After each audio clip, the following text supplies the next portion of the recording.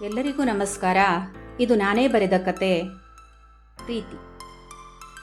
ಗಂಡನನ್ನು ಪ್ರಾಣಕ್ಕಿಂತ ಹೆಚ್ಚಾಗಿ ಪ್ರೀತಿಸುತ್ತಿದ್ದ ಅವಳ ಅತಿ ಪ್ರೀತಿ ಅವನಿಗೆ ಉಸಿರುಗಟ್ಟಿಸುತ್ತಿತ್ತು. ಈಗ ನಿಮ್ಮನ್ನು ನೋಡಬೇಕು ಎಂದು ಹಠ ಹಿಡಿದರೆ ಎಲ್ಲ ಕೆಲಸವನ್ನು ಬಿಟ್ಟು ಮನೆಗೆ ಬರಬೇಕಾಗುತ್ತಿತ್ತು. ಸಮಾಧಾನದಲ್ಲಿ ಹೇಳಿಯಾಗಿತ್ತು, ಗದರಿಸಿ ಹೇಳಿಯೂ ಆಗಿತ್ತು.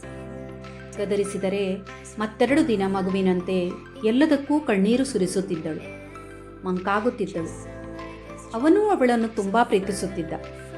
ಮುದ್ದು ಮುಖದ ಅವಳ ಬಟ್ಟಲು ಕಂಗಳಲ್ಲಿ ಕಣ್ಣೀರು ಕಂಡಾಗ ಮನಸ್ಸು ಚುರ್ ಅನ್ನುತ್ತಿತ್ತು. ಅನಾಹುತ ಏನಾದರೂ ಮಾಡಿಕೊಂಡರೆ ಎಂಬ ಭಯವು ಅವನಿಗೆ ಆಗಾಗ ಕಾಡುತ್ತಿತ್ತು. ಅವಳಿಗೆ ಗೊತ್ತಾಗದಂತೆ ಮಾನಸಿಕ ತಜ್ಞರ ಬಳಿ ಒಂದೆರಡು ಕೌನ್ಸಿಲಿಂಗಿಗೂ ಕರೆದುಕೊಂಡು ಹೋಗಿದ್ದ. ಆದರೆ ಮುಂದೆ ಒಮ್ಮೆ ಅವಳು, ನೀನು ನನ್ನ ಹುಚ್ಚಿ ಅಂದುಕೊಂಡೆ ಅಲ್ವಾ, ಮುಖ ಚಿಕ್ಕದಾಗಿಸಿ ಕೇಳಿದ್ದಳು. ಅದು ಹಾಗಲ್ಲ. ಅವನು ಗಲಿಬಿಲಿಯಾದಾಗ ಮಾತನ್ನು ಅಲ್ಲಿಗೇ ತಡೆದು ನಸುನಕ್ಕು, ಬಿಟ್ಟಾಕು, ನನಗೇನೂ ಬೇಜಾರಿಲ್ಲ. ಅವನೆದೆಯಲ್ಲಿ ಮುಖ ಹುದುಗಿಸಿದ್ದಳು. ಆ ನಿರ್ಮಲ ಪ್ರೀತಿಯನ್ನು ಕಂಡಾಗ ಅವಳ ವಿಷಯದಲ್ಲಿ ತಾನೇನು ಮಾಡಿದರೆ ತಪ್ಪು, ಏನು ಮಾಡಿದರೆ ಸರಿ ಎಂದು ಅವನೇ ಗೊಂದಲಕ್ಕೀಡಾಗುತ್ತಿದ್ದ. ಇನ್ನೆಂದೂ ಹಾಗೆ ಮಾಡಲಾರೆ ಎಂದು ಪ್ರತಿಸಲವೂ ಪ್ರಾಮಿಸ್ ಮಾಡಿದರೂ ಮಾತಿಗೆ ತಪ್ಪುತ್ತಿದ್ದಳು.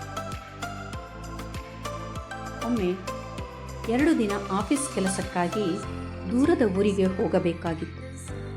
ಹೊರಡುವ ಹಿಂದಿನ ರಾತ್ರಿ ಅವನು ಸಮಾಧಾನದಲ್ಲಿ ಎಲ್ಲವನ್ನೂ ಅವಳಿಗೆ ತಿಳಿಸಿ ಹೇಳಿದ್ದ. ಅವಳು ಒಪ್ಪಿದ್ದಳು.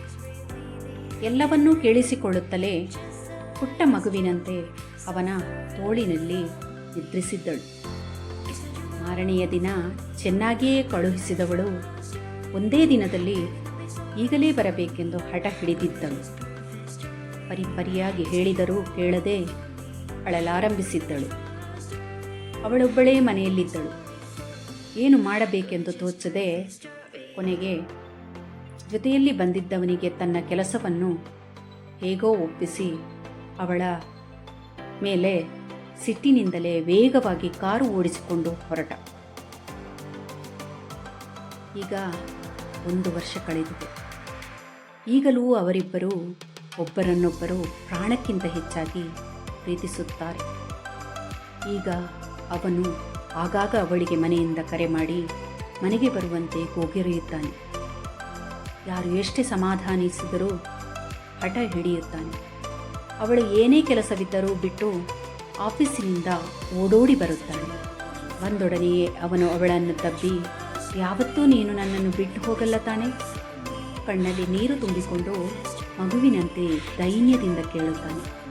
ಅವನ ಕಣ್ಣಿನಲ್ಲಿ ಏನೋ ಕಳೆದುಕೊಳ್ಳುವ ಭಯ ಕಾಣಿಸುತ್ತದೆ. ಅವಳು ಅವನನ್ನು ತಬ್ಬಿ ಮೌನವಾಗಿ ಕಣ್ಣೀರು ಸುರಿಸುತ್ತಾ ಇಲ್ಲ ಎಂಬಂತೆ ತಲೆಯಾಡಿಸುತ್ತಾಳೆ. ಅವನು ಅವಳ ಹೆಗಲಿನಲ್ಲಿ ತನ್ನ ತಲೆ ಇರಿಸುತ್ತಾನೆ. ಅಂದು ಅವಳ ಹಠದಿಂದ ಕಂಗೆಟ್ಟು ವೇಗವಾಗಿ ಕಾರು ಓಡಿಸಿಕೊಂಡು ಬಂದಾಗ ಆಕ್ಸಿಡೆಂಟ್ ಆಗಿತ್ತು. ತಲೆಗೆ ಬಲವಾದ ಏಟು ಬಿದ್ದುದರಿಂದ ಅವನು ತನ್ನ ಬುದ್ಧಿಶಕ್ತಿಯನ್ನು ಕಳೆದುಕೊಂಡು ಮಗುವಿನಂತಾಗಿದ್ದ. ಅವಳ ಒಂದು ಕ್ಷಣದ ಅಗಲಿಕೆಯನ್ನು ಸಹಿಸದ ಅವನನ್ನು ಅವಳು ಪುಟ್ಟ ಮಗುವಿನಂತೆ ನೋಡಿಕೊಳ್ಳುತ್ತಿದ್ದಳು. ಅವಳ ಕಂಗಳಲ್ಲಿ ಆಗಾಗ ಕಂಬನಿ ಅರಿವಿಲ್ಲದಂತೆ ಜಾರುತ್ತಿತ್ತು. ಧನ್ಯವಾದಗಳು.